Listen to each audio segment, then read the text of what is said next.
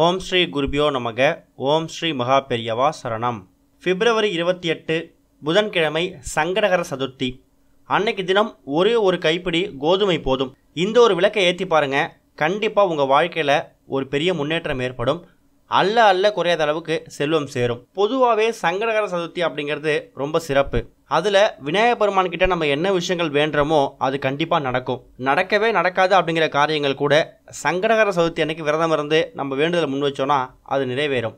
அந்த வகையில் உங்கள் வாழ்க்கையில் இருக்கக்கூடிய பிரச்சனைகள் நீங்கி சீக்கிரமாக ஒரு நல்ல வேலையில் உட்கார்றதுக்கு, நல்ல சம்பளம் கிடைக்கிறதுக்கு, செல்வம் சேர்றதுக்கு என்ன விதமான ஆன்மீக சார்ந்த விஷயங்களை சங்கடகர சதுர்த்தி அன்னைக்கு பண்ணணும் அப்படிங்கிறத பற்றி இப்போ பார்க்க போகிறோம். இந்த ஒரு விளக்கை நீங்கள் நம்பிக்கையோடு ஏற்றுனீங்க அப்படின்னா நீங்கள் நினச்சதை விட பல மடங்கு செல்வம் உங்களுக்கு சேரும். கை நிறைய சம்பளம் கிடைக்கும். வேலை இல்லாத கஷ்டத்தில் இருக்கீங்க அப்படின்னா வேலை இல்லாதவங்களுக்கு வேலை கிடைக்கும். திருமணம் ஆகாதவங்களுக்கு திருமணம் வரும். கடன் தொல்லை இருக்கிறவங்களுக்கு கடன் தீரும். இந்த ஒரு விளக்குக்கு நீங்கள் பயன்படுத்தக்கூடிய பொருள் என்ன அப்படின்னா கோதுமை.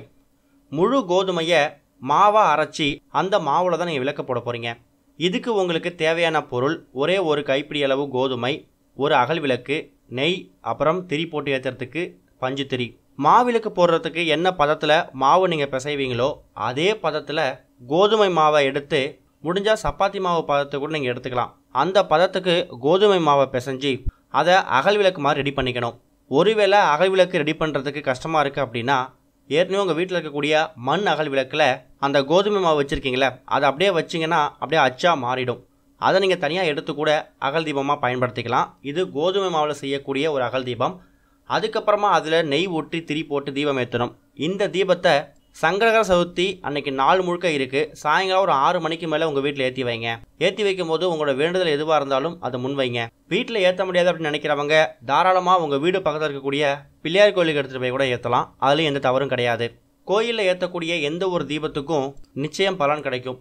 முடிஞ்சவங்க வீட்டில் ஏற்றுங்க. இல்லைனா பக்கத்தில் இருக்கக்கூடிய விநாயகர் கோயிலுக்கு எடுத்துகிட்டு போயிட்டு சங்கடகர சதுர்த்தி அன்னைக்கு விநாயகர் சிலைக்கு முன்னாடி வச்சு இந்த தீபத்தை ஏற்றிட்டு வாங்க. கண்டிப்பாக நல்லதே நடக்கும். முயற்சி பண்ணி பார்த்தா ஒரு மிகப்பெரிய முன்னேற்றம் ஏற்படும். ஓம் ஸ்ரீ குருபியோ நமக. ஓம் ஸ்ரீ மகா பெரியவா சரணம்.